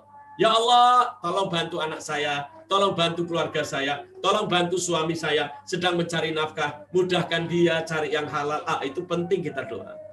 Jadi tetap jangan sekali-kali kita tidak perlu bantuan Allah. Jangan Anda merasa cukup dengan Allah. tapi merasa cukuplah dengan manusia. Itulah yang disebut tamak. Oleh karena itu, tamak adalah kuncinya setan, akan mengganggu manusia yang paling mudah. Sampai di sini dulu majelis taklim Darussalam. Silahkan masih ada waktu beberapa menit, silahkan untuk siapa yang mau tanya. Apa saja boleh. Siapa yang merasa cukup? Mbak Nur. Mana Mbak? Ya Beb, ya Beb. Ya Iya, Beb. Masya Allah. Oh, fotonya sama Mas Sandi cakep betul. Maaf Beb, bentar mau pakai mukena bentar. Wah, Masya Allah. Ya, siapa yang mau tanya nih Mbak Nur? Sebab banyak Mbak Nur. Orang yang kaya, teman-temannya Mbak Nur kaya. Tetapi masih minta-minta, Mbak. Ya Allah Beb, benar deh Beb. Ya memang aneh-aneh banyak Beb. Hati-hati Mbak, itu diancam oleh Allah. Bahkan hartanya tidak akan bermanfaat. Ya. Hati-hati. Allah. Sedih. Orang sekarang kalau datang tempatnya orang kaya, pinginnya minta sumbangan apa aja. Kalau perlu meja, kursi, wah apa. Iya. Kok tahu Beb? Ada tuh Beb yang temannya Mas Sandi, ya Allah Beb, sampai saya udah dikasih malah maunya semuanya, habis itu ini, habis itu. Gimana ya Beb kalau ngeladenin orang kayak gitu ininya? Udah gitu dia caci maki lagi. Mbak Nur, iya, betul. Gimana dikasih jadi orang kaya kok pikir amat. Wah, Masya Allah, malah dinasihati. Iya, katanya gini Beb, apa namanya, kapan lagi nyumbang? Apalah, pokoknya ini banget deh Beb, aneh banget ininya. Ya. Aduh, oleh karena itu ampun. banyak, Pak. Allah sudah sebutkan ini semua di Quran. Hati-hati, Pak. Hati-hati. Oleh karena itu coba lihat, Mbak, orang yang pernah minta-minta sumbangan itu. Sampai Mbak Nur 100 tahun umurnya, tetap dia akan minta-minta seumur hidupnya, Mbak. Itu Allah kasih tahu. Hati-hati. Tapi orang yang mulia, dia merasa cukup, Mbak. Nanti kalau dia merasa cukup, Allah yang akan mencukupi. Ya. Bahkan Allah janjikan, kalau sampai kamu merasa cukup, aku akan berikan rezeki dari tempat yang tidak disangka-sangka. Ya, wa may yattaqillaha. Wah, Mbak Nur memang ustazah. Wa man yattaqillah. Allahu makhraja wa yarzuqhu min haitsu la yahtasib. Surat 65 ayat 3. Silakan dibaca, Mbak Nur. Ya, a'udzubillahi minasyaitonirrajim. Bismillahirrahmanirrahim. Surat 65 ya, Bib. Ayat yang wa may yattaqillaha yaj'al lahu makhraja wa yarzuqhu min haitsu la yahtasib. Wa may yatawakkal 'alallahi fa huwa hasbuhu innallaha balighu amrihi qad ja'alallahu likulli syai'in qadra. Ustazah, silakan dicoba. Doain ya, Bib. Amin. Surat 60 ayat, soalnya setiap 65. orang bilangnya, Bu Nur, saya udah baca ayat 1000 dinar, Bu Nur. Aduh, Masya Allah. Surat 65 ayat 3. Ya, ayat 3 ya, Bib ya. Dan dia memberinya rezeki dari arah yang tidak disangka-sangkanya. Dan barang siapa bertawakal kepada Allah, niscaya Allah akan mencukupkan keperluannya. Sesungguhnya Allah melaksanakan urusannya. Sungguh Allah telah mengadakan ketentuan bagi setiap sesuatu. Bayangkan, Mbak. Merasa cukup. Jangan kalau lihat orang kaya itu rasanya kepingin narik semua hartanya kalau. Ya, ini nih, Bib, orang ini, Bib. Ya Allah, ampun deh. Saya sampai tobat. Kalau saya lihat ada masjid dibangun, tetapi di luarnya, Mbak, ada namanya untuk perangkap ikan tuh buat orang-orang yang naik mobil diberhentikan gara-gara itu. Allah, sedih. Kadang-kadang kita lihat, ya Allah mau macet ya, jalannya kok macet. Ternyata macetnya gara-gara sumbangan masjid, Mbak. Hai, sayang. Ini Habib Sulaiman, sini Habib. Halo Sulaiman. Ayo, ya Habib, gitu dong. Ya, Masya Allah. Mbak, ini hati-hati, Mbak. Saya yakin, insya Allah kalau Mas Sandi jadi pemimpin, kita jangan melihat lagi orang minta sumbangan di jalan-jalan, Mbak. Ya Allah. Iya, Bib. Masa terhina banget orang Islam ya, Bib. Nah, ya sedih bener, Mbak. Jadi kalau lihat orang kaya kok rasanya kok kurang aja. Iya. Sulaiman, anak soleh. Iya, Bib. Mudah-mudahan dijadikan berkah, sehat, amin ya Rab. Dijadikan anak yang pandai ilmu dunia akhirat. menjadi kebanggaan Allah, menjadi kebanggaan Rasulullah Sallallahu Alaihi Wasallam dan kedua orang tuanya. Amin. Amin. A'udzubillahi minasyaitonirrajim. Ayo. Bismillahirrahmanirrahim. Alhamdulillahirabbil alamin. Ar-Rahmanir-Rahim. Maliki yaumiddin.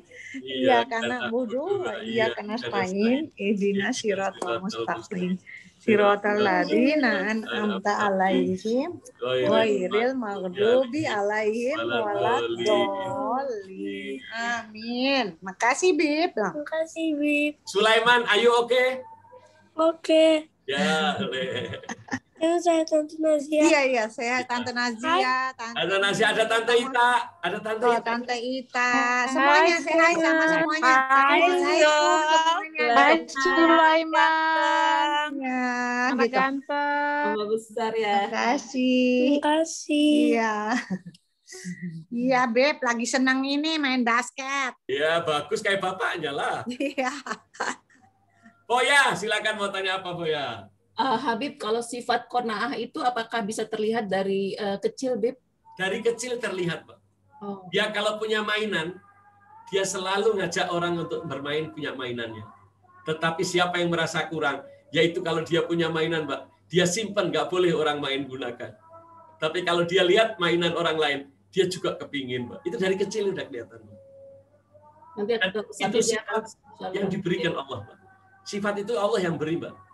Oleh karena itu kita coba rubah, Mbak. Coba rubah kepada anak kita. Dari kecil sebetulnya terlihat, Mbak. Ya. Bahkan ada loh, Mbak, anak kecil itu yang dikasih makanan, dia bagi sama temennya. Kalau perlu, dianya nggak makan. Tapi dia kasih sama orang-orang miskin. Wah, itu mulia sekali, Mbak. Ya. Insya Allah mudah-mudahan anak-anaknya jadi kayak gitu, Mbak, ya. Amin, amin. Amin, amin, ya Rabbal Amin. Ada lagi siapa yang mau tanya?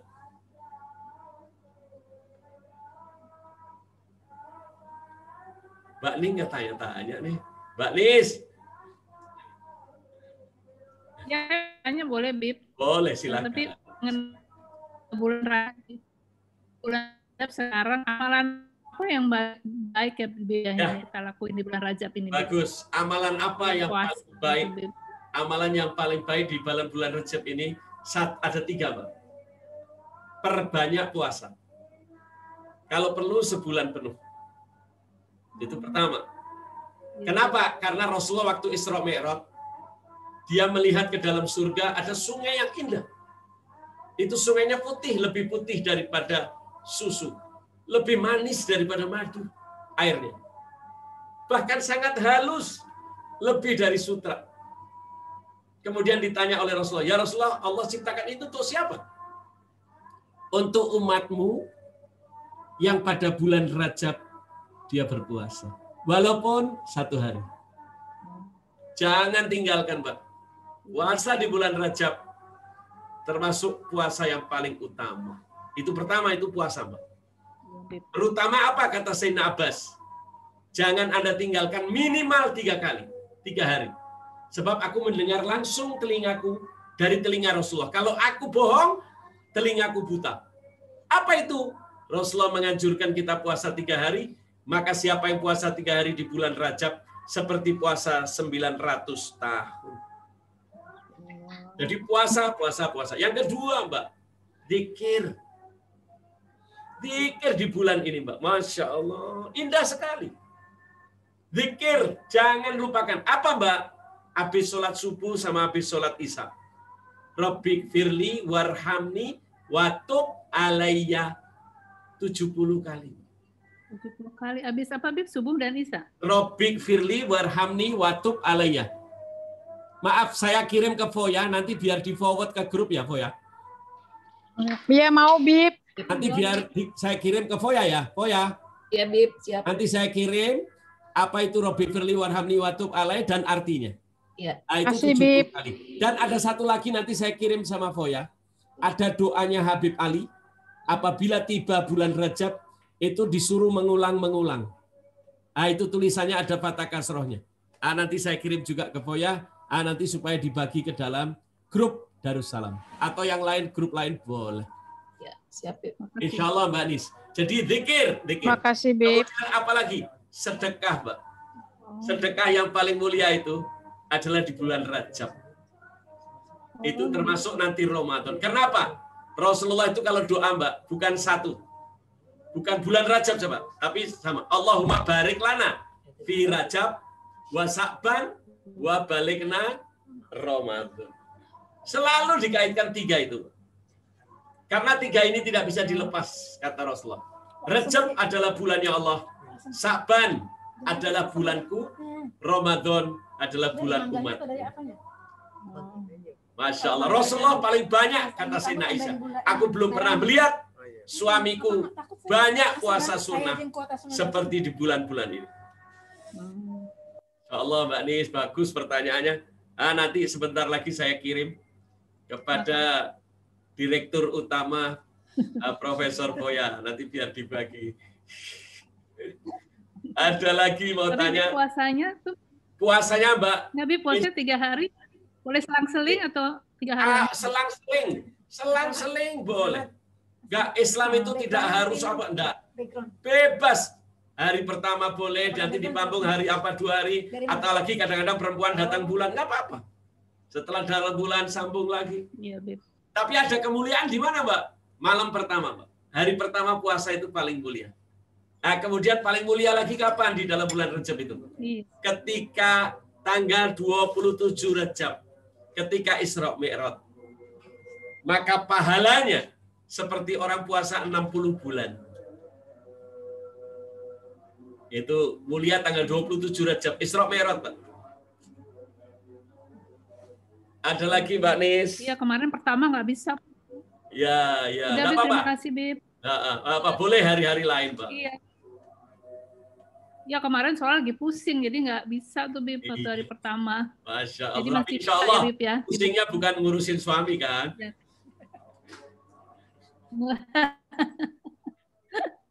Enggak, insya Allah. Insya Allah. Ada lagi yang mau tanya? Ada lagi. Tuh, kalau di sini hilang-hilang itu. Sama, ganti. Apaan? Apa-apa? Enggak, background-nya. Enggak, nanti. Oke, Boya, kita tutup doa, Boya. Ya, Bib. Bismillahirrahmanirrahim. Alhamdulillahirrahmanirrahim. Allahumma sholli wa sallim ala sayyidina Muhammadin miftahi babi rahmatillah adada ma fi ilmillah. Salatan wa salaman daima ini bidawami mulkillah wa ala alihi wa sahbihi. Ya Allah, ampunilah segala dosa kami, kesalahan kami, kesalahan orang-orang tua kami, orang-orang yang menitipkan doa kepada kami. Ya Allah, muliakan Nabi kami Muhammad SAW yang menuntut kami, yang memberikan keterangan-keterangan bagaimana sesuatu yang bisa mencelakakan kami. Dialah kau angkat derajatnya sebagaimana kau janjikan. Ya Allah, ampuni segala dosa kami, pelihara kami dari gangguan manusia, dari gangguan jin dan setan yang terkutuk, dari segala penyakit badan, penyakit hati, dan penyakit corona yang sedang mewabah ini. Ya Allah, berkatilah kita semua. Baik dari Majelis Taklim Darussalam ataupun teman-teman yang hadir ataupun yang berhalangan. Ya Allah, berkatilah pertemuan ini. Sayangilah kami, sayangi anak-anak kami, keluarga kami, agar kami selamat di dalam kehidupan ini, menjadi bahagia di dunia, di kubur, dan di akhirat. Dan kelak matikan kami dalam husnul khatimah. Ala hadaniyah niya salih ala manawa habibina ali wa ila khadratin Nabi Muhammadin sallallahu alaihi wasallam. Al-Fatihah. A'udzubillahi minasyaitonir rajim. Bismillahirrahmanirrahim. Alhamdulillahirabbil alamin. Arrahmanir rahim. Maliki yaumiddin. Iyyaka na'budu wa iyyaka nasta'in. Ihdinas siratal mustaqim. Siratal ladzina an'amta 'alaihim ghairil maghdubi 'alaihim waladdallin. Amin. Bismillahirrahmanirrahim. Wa tub 'alaina innaka antat tawwabur rahim. Assalamualaikum warahmatullahi wabarakatuh. Jazakallah khair, Habib. Ya, insyaallah. Mbak Dia. Ya, Mbak Nur. Terima kasih, Mbak Nis. Terima kasih, Mbak Nur. Terima kasih, Habib. Terima kasih, Habib. Semua. Mas Andi. Iya, Habib. Terima kasih, Habib. Assalamualaikum. Waalaikumsalam. Assalamualaikum. Waalaikumsalam, Mbak Dia. Waalaikumsalam, Bib. Ya. Terima kasih, Habib. Terima kasih semuanya. Ada teman-teman. Terima kasih, Bib. Ya, makasih ya, Baba. Ya, Baba. Terima kasih ya, Baba. Sama semuanya. Ya. Assalamualaikum. Nasya. Iya, Bib. Assalamualaikum Nazia. Salam buat Umar. Sudah kangen sama Umar sama Abah. Dia mau ulang tahun tuh, Bib, kan beda sama Habib saat Oh iya, sebentar lagi nih Habib juga nih. Oh, Umar kayak 22. Oh iya, Nazia seperti biasa. Saya, Nazia, sama satu lagi anaknya Lizzy. Lalu dari dulu kita rotinya bertiga. Iya. Insya Allah Nazia, mudah-mudahan kita masuk surganya juga bertiga. Amin. Amin. Kita ikut yang aja kita Bib. Amin. Ya. Kita Bib. Iya Bib. Salam buat Umar, salam buat Abah. Amin ya Bib. Assalamualaikum. Amin. Oh ya. Ya Tante, sampai lagi. Semua makasih Dita. Assalamualaikum. Waalaikumsalam warahmatullahi wabarakatuh. Mbak Foya, makasih ya Mbak. Iya sama-sama Nak.